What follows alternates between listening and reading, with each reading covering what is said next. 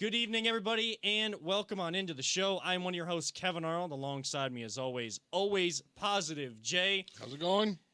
And our producer extraordinaire behind the proverbial glass, Peter Tillip, and we are honored to be joined by our special guest right off the start of the show this evening. That's right, from News Channel 5, producer, journalist, award-winning, Emmy-nominated journalist for News Channel 5, WEWS. That is Camryn Justice. Always Positive Jay has got a fellow positive person in the house tonight. As we were talking before the show, we got to stick together. Ain't that right, Camryn? We got to stick together. We got to stay in that right mind, that positive mindset, no matter what happens. There's always some good there. There's always some good to be found amongst positivity all of the bad. breeds positivity. Positivity breeds positivity. Absolutely right. And Camryn, thank you so much for taking time. Welcome back to the show. How's it been going? How's your bye week going? Bye week is good. Just trying to unwind, forget some of those games beforehand, and move in. And we got 5 games left. Just gonna grind them out and see what happens. But some much needed time off, and I think that applies to all of us, media fans, and everybody in that organization. Well, yeah, I started doing this podcast with Kevin, and he's like, "Oh, we're gonna do Browns post game." I'm like, "Oh, this should be easy. We're gonna do awesome this year." Yeah, how do you guys do this when after they lose? I'm like, gotta be positive, Jay. You have to be positive. And some of these games, I'm just like, I want to flip out and try not to swear on the show. It's tough sometimes. It's called taking on the ultimate challenge of learning how to be a professional, to Yeah. join people like Camryn, the great people like Camryn in our local media in that kind of industry. So, Camryn, we'll start right here with the Browns. It is the bye week, but up to this point, 6-6, 12 games into the season. I mean, how would you characterize or assess this Browns season to this point? I guess the best word is kind of mediocre. It's been kind of a mediocre season. In any other year, you would have looked at this season and been like, okay, 6-6 heading into the bye. Everything's in front of them. Like, this is good. But what we saw last season made everybody think that was going to happen off the jump. Last season, I mean, they got hot at the end. They came out and finished strong, which is something they could definitely do. There's, especially on the bye week, some changes happen. We don't know what's to come. There's 5 games left. But with the bye being so late, 5 games in, you're 6-6, and with the way they ended last season, it felt like they're gonna pick up where they started, or they left off when they started this season, and it didn't really happen.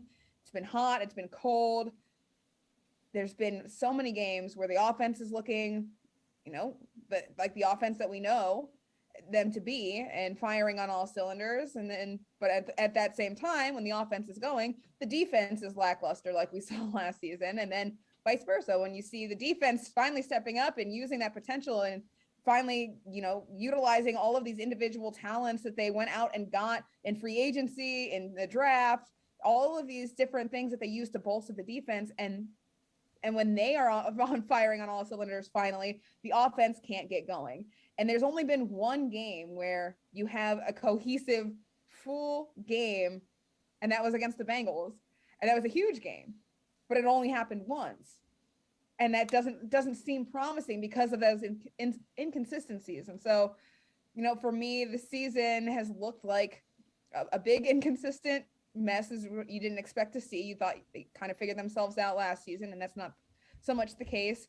But there's also, Jay, and you love the positivity. So on the positive side, we have seen what they are capable of. And those are those moments where the offense is firing well, or the defense is firing well. Special teams has had great games and horrible games. So there's the shine, there's the promise of what they can be right there. They just have to piece it all together. It's been very bittersweet to say. Bittersweet is one word to put it. It's frustrating, honestly, for fans. You see it all over social media. It's frustrating for those that have to cover them, like you do, Camryn. It's frustrating for the team. It's frustrating all across the board with all these inconsistencies. And you mentioned the inconsistencies on the offense. I think that's the first of the 3 phases of the game to start with. How does this team use this bye week to really fix what's broken? Because it looks like a broken offense. The AFC North honestly looks like a lot of broken offenses right now, but the Browns in particular, how can they, or is there a way for this offense to fix what's broken? Yeah, I mean, I think the first thing it comes down to is this bye week helps heal some of these injuries, specifically Baker Mayfield. Now that shoulder, he says it feels better. He's still wearing that brace. That's not an injury that heals in a week's time. That's not 1 week of rest does not fix a torn labrum. That requires either playing through it forever and like stabilizing it enough where you can play through it forever, or eventually getting surgery. That's not an injury that you just give it some time and it'll feel better. But the foot injury, the knee injury, that new groin injury, these are the things that a week off can help get him fresh, and kind of you should be able to see if he was able to rest and rehab up a little bit through this week. You should be able to see him a little bit more mobile, being able to plant on the foot without pain, not scrambling and fear, and being a little bit more confident in where his body's at, where you've seen him kind of look afraid, and to his credit, that offensive line has been so in and out because of all of the injuries. And you're not getting Jack Conklin back, but this week maybe is more preparation for Blake Hance. He's done what he could. He's a guard playing at tackle. He's doing the best he can. And so you think that maybe this week off gets everybody a little bit more fresh. And then they come in this week. They've had, the mental break from all of it, and they're able to come back, attack it strong, get a game plan going. And then you maybe have a little bit more confidence in your offensive line when you really know that you're focusing on Blake Hance is the guy that's being plugged in here. The rest of the guys, Jedrick Wills had been dealing with some ankle stuff earlier in the season. A week is always good. He's been playing through it, but a week off is always good to help heal that up too. And then your receivers, you have Donovan Peoples-Jones. He's been injured, dealing with a groin injury that he keeps tweaking. This week off can really help heal that up. And so I think injuries is where this bye week really starts to help correct this offense. And then once the coaches have been all week long talking, discussing, you can scrap plays, you can create more plays, you can create a better game plan. Kevin Stefanski and Alex Van Pelt can really sit down without any distractions and get a game plan together for these last 5 games, because that's another area which we've seen the Browns struggle, is that play calling. Kevin Stefanski is not giving what he did last year. He's coach of the year for a reason, and it's not been maybe the best that we've seen Kevin Stefanski this season. It doesn't start and end at play calling, like it doesn't start and end at Baker Mayfield. There's a lot of different issues here that they'll fix, but this bye week can help get those pieces together, correct those things. And listen, I know that a lot of people have thought, Alex Van Pelt should be calling the plays, but they design these things together. And this week helps them communicate, get on the same page, figure out which plays are going to work, which plays aren't going to work, how to use some of their guys that are coming back from injury and a little bit more healthy in creative ways that aren't, for a lack of a better word, stupid, because some of these are just, you're like mind numbing how any of these plays would have been designed, because they just fall apart, right? This helps them figure out what went wrong, piece it together, and be able to use that creativity that we like to see when we're watching these games, and what we know Kevin Stefanski can do. So I think this is a big week for them to be able to get all of this together and finish out the season strong. And it's just whether or not it comes together that remains to be seen. But 5 games for them to do it, and they need every single one of them. Camryn Justice of News Channel 5 is our guest, and I know, Jay, you and I were talking about kind of just prepping for the show earlier today. We were talking about Baker Mayfield as one of those things. I mean, what are you looking at with Baker, and what do you want to know from Camryn about Baker based on our conversation? Can you really see him just turning it back around like he did last year, getting healthy, or even somewhat close to what he did last year? Because, I mean, everyone's saying it's not injuries. I got eyes. I'm seeing this guy walk around limping. I personally thought he should have had the week off with Detroit. Do you think after getting these couple weeks off, it's going to help him turn the season around for himself? I do. I think that Baker Mayfield has shown especially that Bengals game. He was dealing with a shoulder injury through there, and he played lights out, just phenomenally. He's shown throughout these other games that he still has the ability to put that ball in whatever pocket he wants to. He can find windows, tight windows. He can get the ball down the field. He's still got a cannon, even though, his shoulder is a little banged up. What for me, I think, is his comfortability level of being back there, stepping into the pocket, being back there, seeing the guys rush at him. I think that kind of scares him a little. Not scares, because he'll never like that word. He'll never agree that he's scared back there. But Startled, I do think it's I feel a little nerve-wracking to know that you're about to get hit, especially when you're dealing with multiple injuries and you've been dealing with them all year and they just keep piling up. You don't want to keep adding to that. You don't want to keep getting hit, and you don't want to get hit and then re-injure or exacerbate an injury that you're already dealing with. So I think that gives him a little bit more confidence again. And then, like I said, the scrambling, the ability to move and find an open receiver, which again is another thing that they can work on, is designing plays and working on that to play to their receiver strengths, because they are just getting no separation out there.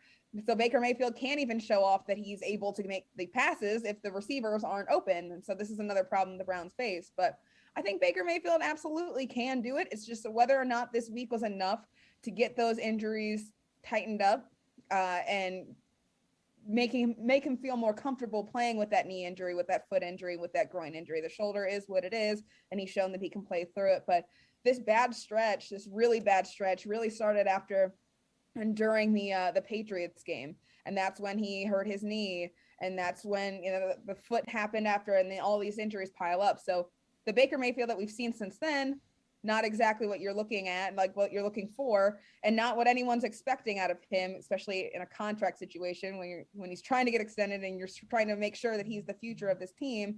I do think, though, that with these injuries, the lower body injuries, I think that can help, once those are healed, show off what he's able to do. And you get that Baker Mayfield that we saw at the end of last season. He firing all cylinders, playing with his hair on fire, just ready to go all day long. How do you think the locker room sees him right now? Because there's been so many questions. I'm not in there, so I don't try to speculate. But I have this theory. If he can overcome all this, play through all these injuries, and get back, he's just going to have that locker room forever. Like, he's going to have him eating out of the palm of his hands. I'm just wondering, where do you think they're sitting with him right now as a whole team? I think they're all confident in him and waiting for him to, really be able to show what he's able to do. And I feel like a lot of it, there's the speculation that, people are upset with I'm just setting you up. I wanted you to say this because this is what I thought you were going to say, by the way. I think, well, that's the perception for a lot of people, is that people think that the players are angry with him for going out there and playing through injury, which I don't think is necessarily the case. I do think that if it got to the point where he was going out there and playing through injury and forcing himself to be out on the field when he wasn't ready to go, and that was impacting the game, I think then players probably would, rightfully so, be upset. I don't think that's what's happening right now. I think that there are some games where, like the Detroit Lions game, where if I were Kevin Stefanski, which I'm not, I would have benched Baker and just given him some rest. That's a game that that Case Keenum can win. If Case Keenum can win Thursday Night Football, then Case Keenum can win against the Detroit Lions. And I think that you have to have that confidence if you're going to have a backup that you're putting so much investment into. That's the kind of time you use him. They didn't do that. Baker Mayfield, he won. Didn't look great, but he won. And so I think the ability for him to go out there, he can win games. He doesn't look great doing it. I think that in itself makes a lot of players happy to see that, like, okay, we can still win games. The toughness gets you so far, gets you points with your teammates. And so I think there's a lot of them that understand, like, I mean, good for him. He doesn't have to be out here playing all the time. But I mean, the other perception is that Baker Mayfield's forcing himself to be out there. And as much as everyone thinks that it's Baker Mayfield's decision and only Baker Mayfield's decision, it's not. He's going to say he's good to go because he's a tough guy and he wants to make sure he knows he's tough. But at the end of the day, it's not his decision. It's not God him. forbid he said, no, I don't want to go out there, and he was cleared. That would be way worse. What happened? Exactly. So he's saying he can go, but at the end of the day, the decision is bigger than Baker Mayfield's. the medical staff is clearing him to go. The training staff is clearing him to go. Kevin Stefanski is clearing him to go. It doesn't start and end at Baker. So he's saying that he is good to go, sure, but other factors are playing into him getting out there. So him playing through injury, if he doesn't look well, that also, I don't think the locker room would necessarily be divisive on Baker's end, because he's not the one that makes that executive decision.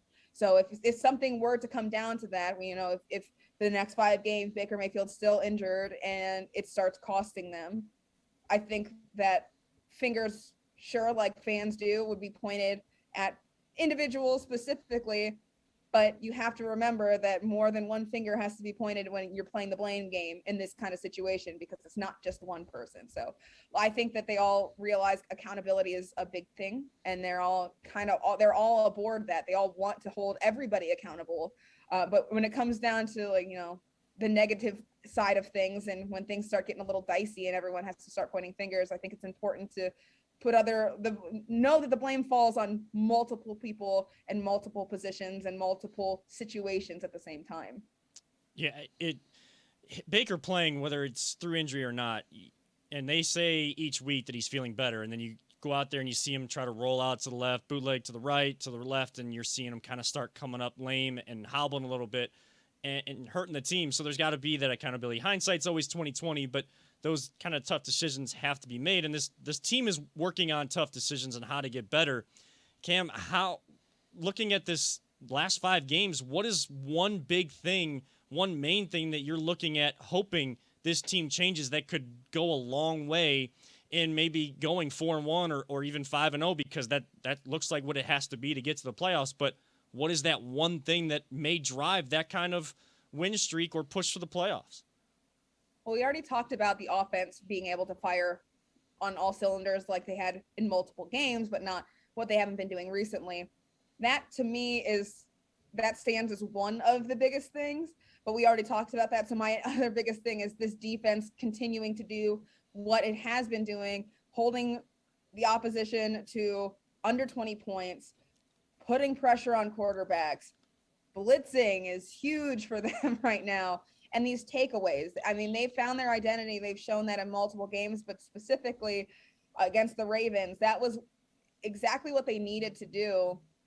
They played very well. They picked Lamar Jackson up 4 times. We lost. How does it happen? How does it happen? That's the defense. That's the defense that can exist. And that's the defense that has to exist moving forward, with or without that offense stepping up and maybe coming out the gate hot. Now you hope that they get that together, but I think that is the bigger focus heading into this bye week, obviously, is adjusting the offense, because it's been so stagnant and stale. I think that's the biggest priority for them. But for me, looking at it, knowing that they'll probably put that focus on adjusting that offense, I think the biggest thing for the Browns moving forward in the next 5 games is to have that defense step up the way they have been, because to get these games, to get these next wins, you have to be playing great defense, and then your offense has to step up even just a little bit more than they did on Sunday, those first Sunday against the Ravens. So, I heard something close. If they would have scored 17 points in the last 5 games, it would have been 4-1 or 5-0 or something like that. You're so close to being so elite in this league. It just, like you said, they weren't playing complimentary football almost all year but one game. Once that starts happening, if this offense can get rolling and that defense keeps going, anything's really possible. Like you said, this team can go 5-0 like that. Absolutely, and that's where their focus has to be, is consistency on defense, knowing who their identity is now, because that was the biggest part about with all of these free agent signings, with all of these draft picks, is now you've got the pieces to your defense, now creating the identity, and you have to create that. And I think they figured it out, at least at the elementary level, where it's just, okay, we know what works, we know what doesn't work, we know how to now make plays and get takeaways, we know which players to get out there, which players are going to make plays. And so they've got that figured out. Now the offense has to fix what was broken with all of the injuries, with trying to mix things up. And I think that's another thing is just keeping it simple. I think that's a big key in these next 5 games is I think Kevin Stefanski's trying to get a little too much, put a little too much on the offense and try to get a little too creative with it when really we'll find like they could find success with just keeping it simple and going back to the roots from last year. And obviously you try to better yourself and you think, they've got you on film, so you've got to switch things up. But I think with the way these players work and the kind of talent they have when they're healthy, you don't necessarily have to go wild with the adjustments and trying to give them new looks. I think you can just kind of do what you did. Keep your identity. Keep what you do best. Run with Nick Chubb. Run with Kareem Hunt. I think getting him back is going to be humongous for this offense, too. He's like the spark on that offense. No, he's a huge thing. But the other negative part is this is what this bye week might help is Harrison Bryant getting that high ankle sprain. We don't know this. I don't know the severity. We'll figure that out as the week goes on, about how serious that is and how long they expect him to be out. But that kind of takes away from that third tight end usage, which, probably good news for the receivers who want the ball because they're probably but they have to get open. But really that might hinder where this offense's identity heads into these next 5 games because they're not going to be able to run that 13 personnel. They're not going to be able to use those massive tight ends, and Harrison Bryant has been great with Baker Mayfield this season. So we'll see where that goes. But yeah, injuries, it's never fun, and it never really gives you a good look of what you're able to do in these next 5 games. But the Steelers are helping us right now. They just went up 20-13 on the Ravens with $1:48 left only. Now that does put the Browns in the basement of the AFC North, though. But you want the Ravens still to lose. I'm trying to win this division here. The Browns have put themselves here. Yeah. Let's face it. They've put themselves here in this situation, and they got to find a way out. Cam, last Browns question for you, and we'll get you out of here in a couple minutes, but just real simple. Does this team make the playoffs after 5 games in the regular season? That is a good question because it is very much dependent on how they come out of this bye week. I think that is a question that I would have a very good answer for you after the game against the Ravens, obviously, because that would be, either kind of the end of it or not. But I mean, if they can come out of this bye strong and beat this Ravens team, then yes, I do think that they can make the playoffs because then you can afford you maybe get 1 loss out of these next 5, right? And for me, I have to assume that 1 loss probably comes against the Packers at Lambeau Field on Christmas Day. Yeah. That's probably the toughest game I see on their schedule. And so if you're going to give them 1 loss and they have to win the next 4, I think that's the one you have to lose. So they can make the playoffs if they only lose that game against the Packers. If they come out against the Ravens and lose, no, I don't think so. That's kind of it. If they lose any of the other games, I think that's kind of it. I'd have to totally agree with you there on that. If they lose next week, I'm out. I'm not positive on the out season of this. I'm out. And it takes a lot we all know it takes a lot for Jay to be out. But he's got the Cavs gear on already. Yeah, he's got the Cavs gear on, so keeping it positive for them. But I think that's fair. Kind of saying that the only one that they can lose or can afford to lose would be the Packers game. But you said you had to see how they play next week, so we may have to check in with you real quick next week to see how you're feeling based on how that game goes. So we might be checking in with you. But Camryn Justice of Channel 5 joining us. We thank you so much for your time, especially as the holiday season ramps up. Family time kind of picking up for everybody. So before we let you go, real quick, do you have a favorite holiday movie or holiday song that you always have to listen to, or is there some sort of tradition that no matter how busy you get in the holiday season, it's always a must? You always have to do that thing during the holiday season. Well, you always have to watch A Christmas Story. That's every year. You just have to. I don't think that'll ever go away from me. I think every year I'm going to watch A Christmas Story at least 1 time during the holiday season. But yeah, Christmas song has to be This Christmas, Chris Brown, always on the loop. Okay. And then, driving around, Christmas lights, and some emotional Taylor Swift. That's my non-traditional Christmas tradition that I like to do. All right. I like that. Christmas lights especially, kind of driving home from my fiance's parents' house today, it was kind of surprising to see such limited light displays in kind of the houses and stuff. But I know that there's a lot of places you can drive through and everything. So, Christmas lights always at the top of the list. Have you ever seen the neighborhood they have in Strongsville where the whole cul-de-sac is all crazy lit up? If you haven't, look it up. It is amazing. Except for one house, they refuse to get joined in. It's so. I love them little bridges. I'll tweet it to you once I find out. I'll get the information for you. Please do. I'm gonna drive by. I'm gonna have to. Yeah, I think a lot of lights are probably gonna go up this weekend. Probably. It was pretty good weather for putting up lights. So I think throughout this week you'll probably see a lot more Christmas lights pop up. Yeah, we were helping in-laws today, so I think probably a lot of people on the same kind of page with that. And there's always that one house kind of in most communities that's got to have the Christmas vacation house, but that I'm okay with because that's where my movies. I don't even get to have a Christmas tree no more. My cats have taken it down the last 2 years. They just destroy it. And I'm like, this is too much. We're hoping the rabbit doesn't take ours down. Yeah, you got to get light ones on the wall. Yep, that's right. That's right. Well, Camryn Justice, Channel 5, thank you so much for the time tonight. And we always appreciate you coming on. We'd love to have you on again at any time. Anytime you're available, we'd love to have you come on. But thank you so much. And we're wishing you the best and your family the best this holiday season as well. Thanks, guys. Thanks for having me, and happy holidays. Happy holidays. That was Camryn Justice, producer and Emmy-nominated journalist, And reporter. just flat out Cleveland favorite. Let's put it there. Yeah, Cleveland media favorite here on The Voice of the Land and in general